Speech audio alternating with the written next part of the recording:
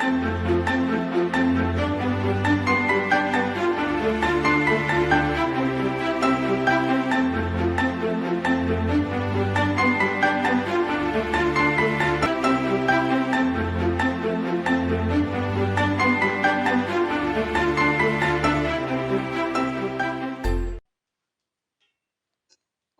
Shanti. Meditation for inner treasure.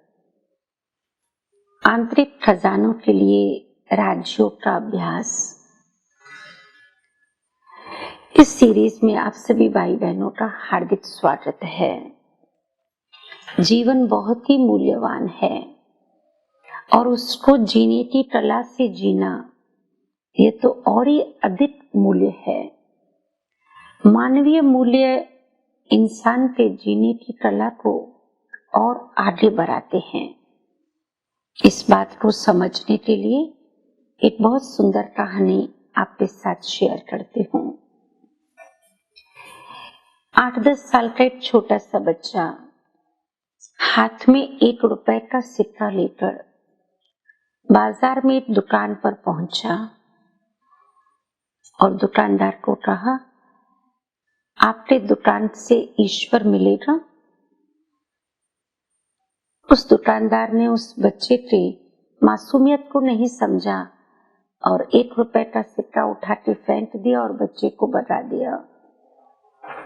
बच्चा उस दुकान से निकल पास के दूसरी दुकान पे आया और उसने पूछा, क्या चाहिए? मुझे ईश्वर चाहिए, मुझे 1 रुपए में ईश्वर मिलेगा?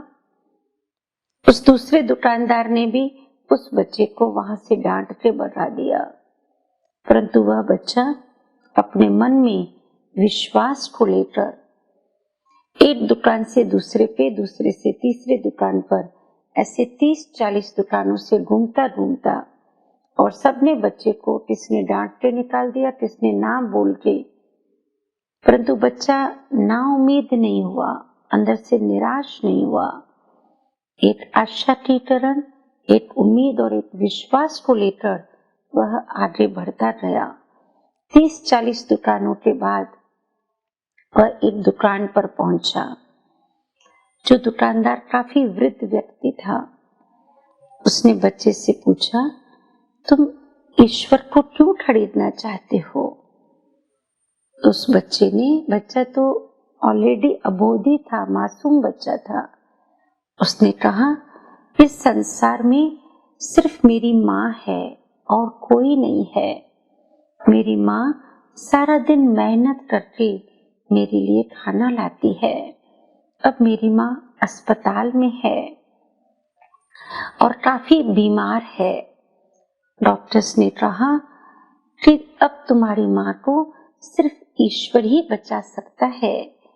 ईश्वर के द्वारा ही अब तुम्हारी माँ बच सकती है।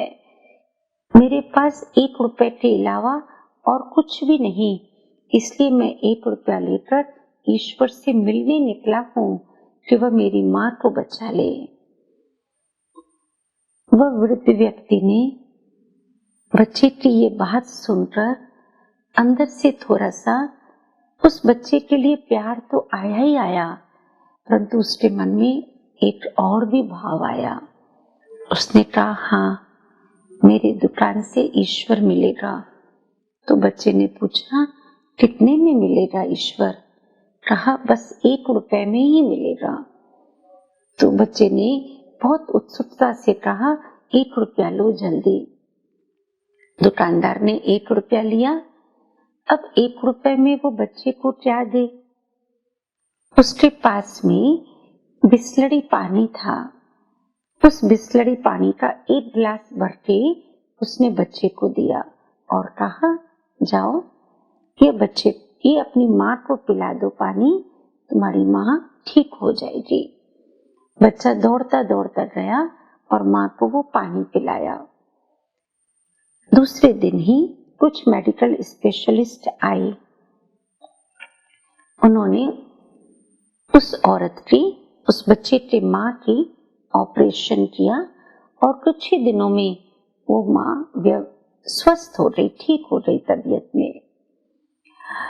हॉस्पिटल से डिस्चार्ज के टाइम पर हस्ताक्षर करते समय जब उस माँ ने हॉस्पिटल का बिल देखा तो उसके होश उड़ गए। इतना बड़ा बिल मैं कैसे भर सकती हूँ, क्योंकि बहुत गरीब थी। डॉक्टरों ने कहा आपको बिल भरने की चिंता करने की जरूरत नहीं है, आप सिर्फ सिग्नेचर करो। क्यों? क्योंकि आपका बिल किसी और ने भर दिया है और वह चिट्ठी भी उसने साथ में दिया है। कोई एक वृद्ध व्यक्ति था जो आपका बिल भर के गया। उस महिला ने चिट्ठी उठाई और पढ़ी, जिसमें लिखा था आपको भगवान ने ठीक कर लिया, उसके लिए भगवान का बहुत बहुत धन्यवाद, और आपको मुझे धन्यवाद देने की कोई जरूरत नहीं। ये कार्य तो स्वयं परमात्मा ने किया, मैं तो सिर्फ उसका जरिया बना हूँ। अगर आप धन्यवाद देना ही चाहते हो तो आप अपने उस अबोध बच्चे को धन्यवाद दो, जो बच्चा 1 रुपए का सिक्का लेकर बाजार में उस ईश्वर को ढूंढने के लिए निकला। इतना दृढ़ विश्वास ईश्वर के लिए कि मेरी माँ को अगर ठीक कर सकता है तो सिर्फ ईश्वर ही ठीक कर सकता है। धन्यवाद का पात्र तो आपका बच्चा है, मैं तो सिर्फ निमित्त हूँ। इसी को ही विश्वास कहा जाता है। ईश्वर को पाने के लिए कोई करोड़ों रुपए दान करने की जरूरत नहीं, बस मन में ईश्वर के लिए सच्ची श्रद्धा, आस्था और विश्वास होना जरूरी है। तो इस महामारी के समय, जो वर्तमान समय ये महामारी चल रही है, इस महामारी के समय में हम उससे बचने के लिए बीमारी से डरे नहीं, परंतु ईश्वर में हम आस्था रखें, विश्वास रखें और प्रार्थना करें तो अवश्य ही विश्वास हमारी जीत कराएगा ही कराएगा। सुना सभी भाई बहनों ने ये कहानी? तो ये कहानी हमें क्या सीख देती है? छोटा बच्चा, जो डॉक्टर ने एक शब्द कह दिया कि ईश्वर उसे बचाएगा, बच्चा समझ नहीं सका ईश्वर क्या। वो ईश्वर को बाजार में लेने के लिए, ढूंढने के लिए निकला। मैं ईश्वर को लेके आऊं, उससे मिलूं, ईश्वर मेरी माँ को बचाए। और सचमुच ईश्वर ने बचा लिया उसकी माँ को। किस आधार पर? उस बच्चे के अटूट विश्वास के ऊपर। तो ये कहानी हमें क्या सीख देती है कि जिंदगी में अगर सफलता पानी है, विजयी बनना है, कैसी भी कठिन परिस्थिति हो, फेथ, विश्वास, वह हमारी जीत का आधार है। परमात्मा पर फेथ अर्थात उसके सत्य स्वरूप को पहचान, उसके ज्ञान पर फेथ।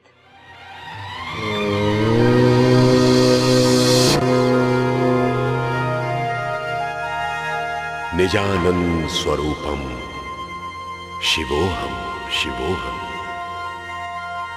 ज्ञान स्वरूपम शिवोहम शिवोहम, प्रकाश स्वरूपम शिवोहम शिवोहम।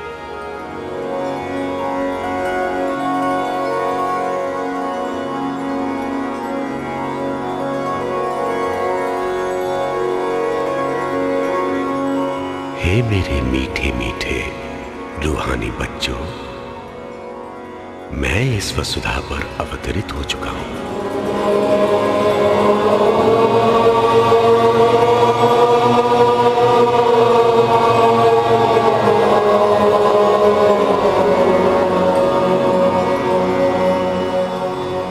मैं एक ज्योति हूं।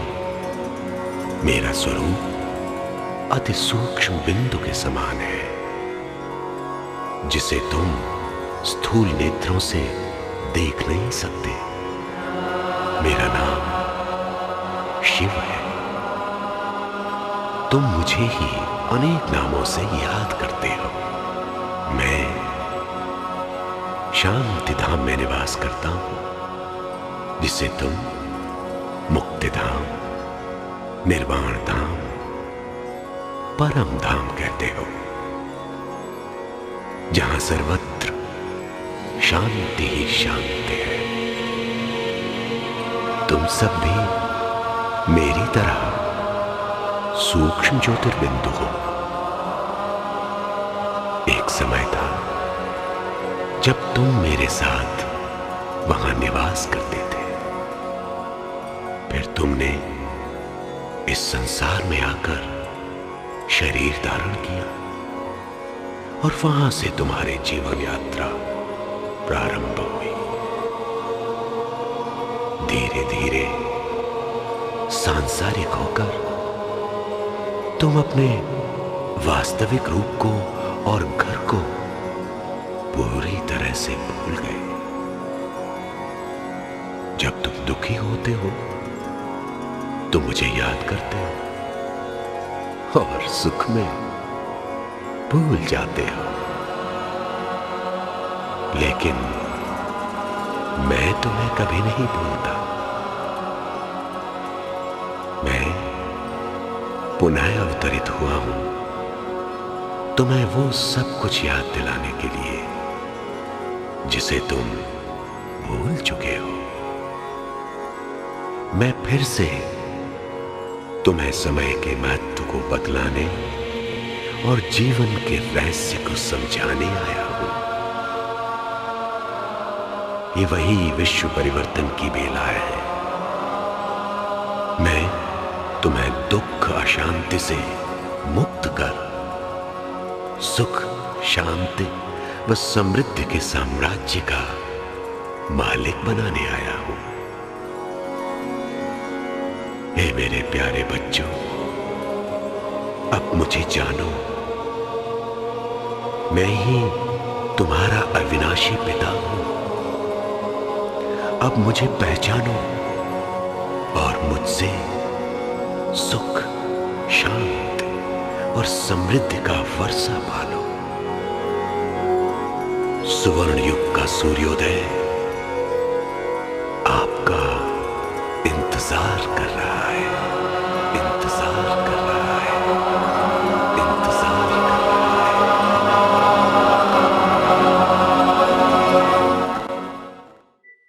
परमात्मा का ज्ञान हमारे फेथ के गुण को मजबूत करता है।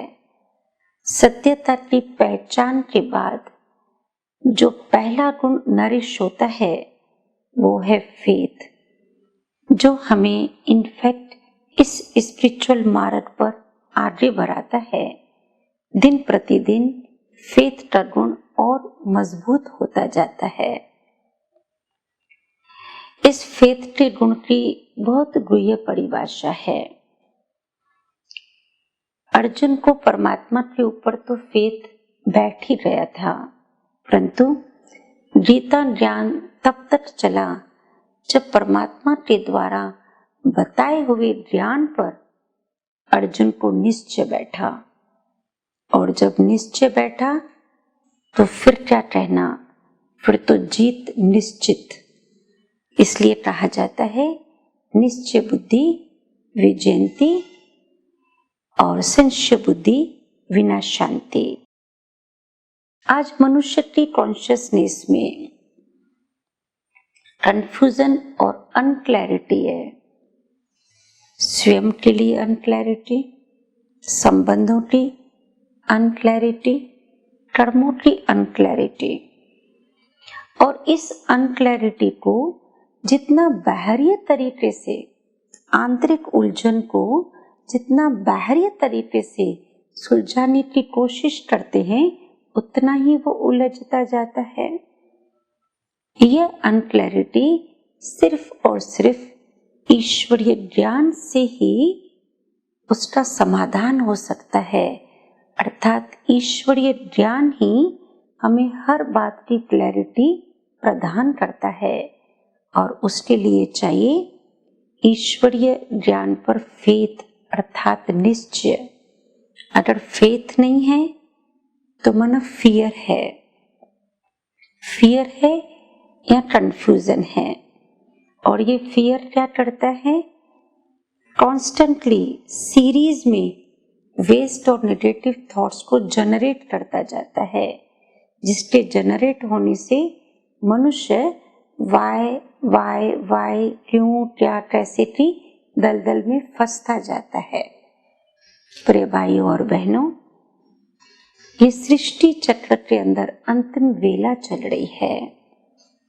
गीता ज्ञानदाता स्वयं परमात्मा इस धरा पर अवितरित होकर हमें कर्मों की गुह्य गति का श्रेष्ठ ज्ञान दे रहे हैं। लॉकडाउन के टाइम पर समय को सफल करने के लिए इस ईश्वरीय ज्ञान का पूरा लाभ लें और वाय के दलदल से निकल वहा अर्थात परमात्मा में फेथ रखकर अपने जीवन को सफल करें।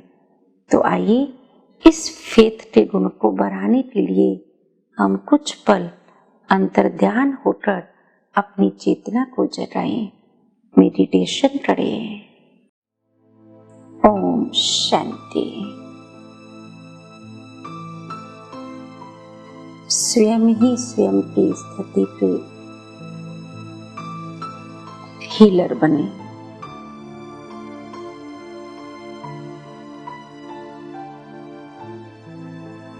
देखें अपनी आंतरिक स्थिति को।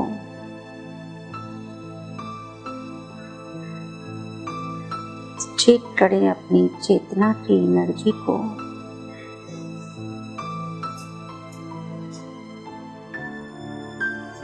मेरे अंदर कोई अनक्लैरिटी, कंफ्यूजन, कोई भय तो नहीं है, कोई डाउट तो नहीं है।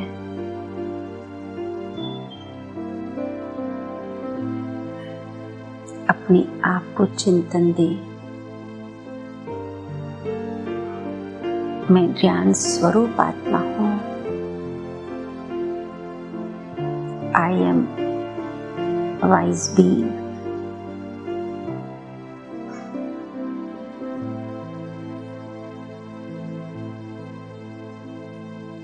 मैं अपनी आंतरिक स्थिति का खुद निर्माता हूँ।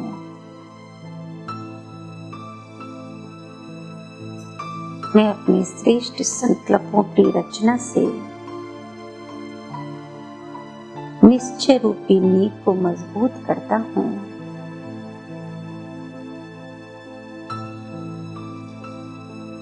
मुझे अपने ऊपर निश्चय है।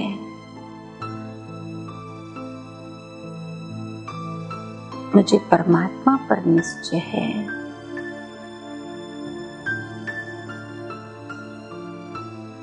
परमात्मा भाग्य विधाता है।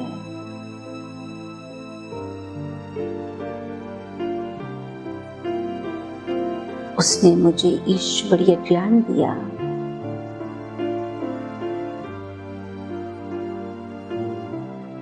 भाग्य लिखने की कलम उसने स्वयं मुझे दी। मैं अपने श्रेष्ठ संकल्पों से अपना श्रेष्ठ भाग्य लिखता हूँ।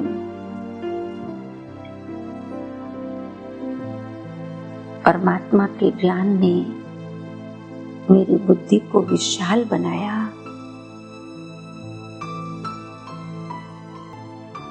मैं दूसरों के अवगुण ना देख अपने गुणों को जीवन में धारण कर अपने कर्मों को श्रेष्ठ बनाता हूँ। परमात्मा के ज्ञान से मेरी बुद्धि महीन बन गई है।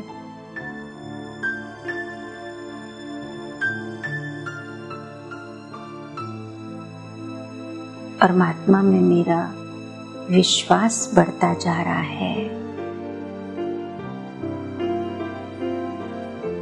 मेरी अपनी श्रेष्ठ सोच, मेरे श्रेष्ठ कर्म मेरे फेथ को बढ़ाते जा रहे हैं। मैं नॉलेजफुल आत्मा हूँ। दिल से परमात्मा का शुक्रिया, दिल से परमात्मा का धन्यवाद,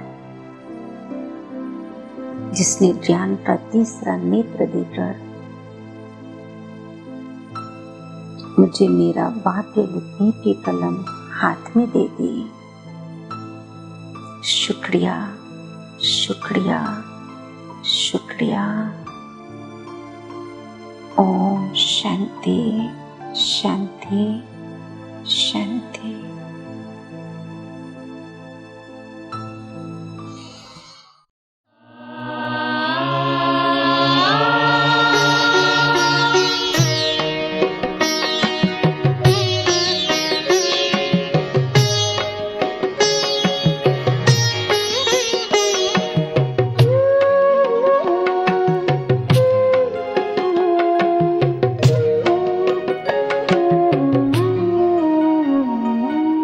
सद्गुण अवगुण के कारण कोई हीरा है, कोई पत्थर है। सद्गुण अवगुण के कारण कोई हीरा है, कोई पत्थर है। धरती पर स्वर्ग बसा लेना, ओ मानव तुझ पर निर्भर है। सद्गुण अवगुण के कारण कोई हीरा है, कोई पत्थर है। सद्गुण अवगुण के कारण कोई हीरा है, कोई पत्थर है।